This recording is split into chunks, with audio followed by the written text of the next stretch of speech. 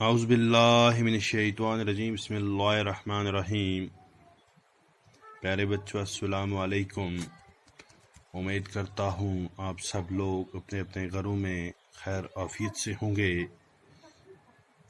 پیارے بچوں، جیسے آپ جانتے ہیں کل ہم نے آپ کی کتاب اردو سے نعت پڑھی تھی۔ آج ہم اس نعت کے جو الفاظ ہیں، مشکل الفاظ جو ہیں اس کتاب پہ دکھائے گئے ہیں، ان کو ہم پڑھیں گے اور کوشش کریں گے کہ یہ اچھے سے ہمیں سمجھ آ جائیں، اور آپ لوگ گھر میں آپ کی جو کتاب ہے اس کا صفحہ نمبر 23 پہ ہیں یہ اور 24 پہ ہیں، ان کو اچھے سے یاد کریں گے اور اپنی کاپی پہ بھی لکھیں گے۔ تو لفظ ہے اس میں ایک برلانا، جس کا مطلب ہوتا ہے پورا کرنا۔ پرائے کا مطلب ہوتا ہے غیر، اجنبی۔ ملجا ہوتا ہے جائے پناہ، پناہ ملنے کی جگہ۔ اس کے بعد ہے ماوا کا مطلب ہوتا ہے ٹھکانہ، پناہ کی جگہ، یعنی وہ جگہ جہاں پہ کسی کو پناہ دیا جائے۔ بد اندیش کا مطلب ہو گیا کوئی برا چاہنے والا، بد اندیش کے دل میں گھر کرنے والا، ٹھیک ہے؟ یعنی جو برا انسان تھا اس کے دل میں بھی انہوں نے گھر کیا۔ اسی طرح لفظ جو ماوا ہے، فقیروں کا ملجا، ضعیفوں کا ماوا، ٹھیک ہے؟ ملجا یعنی فقیروں کا ملجا۔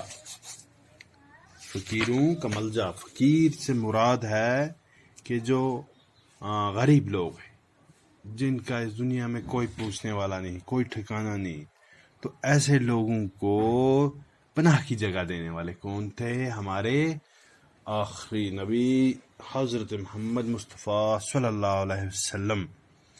تو بچوں، یہاں پہ ہرا سے مراد ہے غار ہرا، ٹھیک ہے؟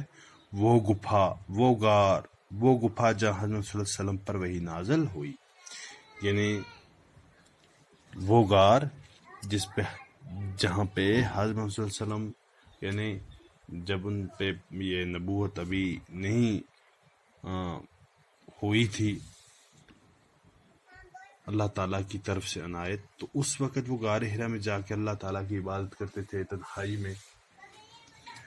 تو پیارے بچوں، یہ غار ہرا جو ہے، ٹھیک ہے، تو اس کے بارے میں یہاں پہ بتایا گیا ہے کہ وہ گپھا، وہ جگہ جہاں پہ حضرت صلی اللہ علیہ وسلم پر پہلی وحی نازل ہوئی۔ پھر ہے اس کے بعد ایک لفظ ہے مسے خام کو جس نے کندن بنایا، ٹھیک ہے؟ مسے خام کو جس نے کندن بنایا۔ کندن دونوں چیزیں یہاں پہ۔ مسے خام کا مطلب ہوتا ہے کچا تانبا، یعنی وہ تانبا جس میں ابھی وہ چمک دمک نہ ہو، کچا ہو بالکل۔ تو کندن کا مطلب ہوتا ہے خالص سونا، بالکل پیور سونا۔ کرنوں ہو گیا زمانہ دراز، طویل مدت سے، بہت پہلے سے۔ عرب جس کے کرنوں سے تھا جہل چھایا، یعنی جہل چھایا، ٹھیک ہے؟ جہل کا مطلب جہالت۔ عرب میں بہت پہلے سے، کافی ایک عرصے سے وہاں پہ جہالت تھی۔ بیڑے ہو گیا ناؤ، کشتی، پھر موج، بلا، مصیبتوں کی لہر۔ ضعیف کا مطلب ہوتا ہے کمزور۔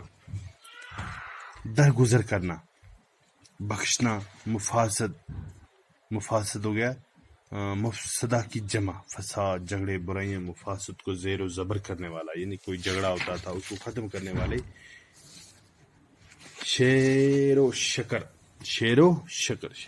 کا مطلب ہوتا ہے آپس میں ملانا، ٹھیک ہے؟ بھائی چارہ پیدا کرنا، جھگڑے کو ختم کرنا۔ شیر دودھ کو کہتے ہیں اور شکر کھنڈ کو کہتے ہیں۔ نسخہ کیمیا، قرآن قیمتی نسخہ۔ تو پیارے بچوں، یہ الفاظ تھے جو اس نظم میں استعمال ہوئے تھے، مشکل الفاظ جو میں نے آپ کو بتائے، آپ ان کو یاد کریں گے۔ اس کے علاوہ آپ نظم کو بھی یاد کریں گے، الفاظ کو بھی کاپی پہ لکھیں گے، یاد کریں گے اچھے سے، تو یہ بہت ہی قیمتی الفاظ ہیں جن سے آپ کی جو ڈکشنری ہے اس میں اضافہ ہوگا، آپ کی ذہنیت میں اضافہ ہوگا، آگے آپ کو پڑھنے میں آسانیت پیدا ہوئی۔